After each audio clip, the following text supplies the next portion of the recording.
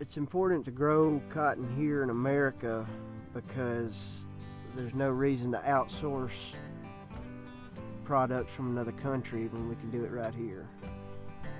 Our day usually starts at 7 a.m. depending on what time of the year. If we're cotton harvesting, we may leave at 8 that night. My favorite part of harvest would be just out in the field working and just enjoying life. The cotton's ready to pick when you look out across there and see a sea of white and all the bolls are open.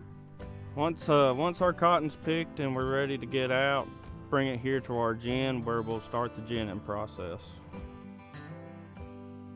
Born in the rich red soil of North Alabama.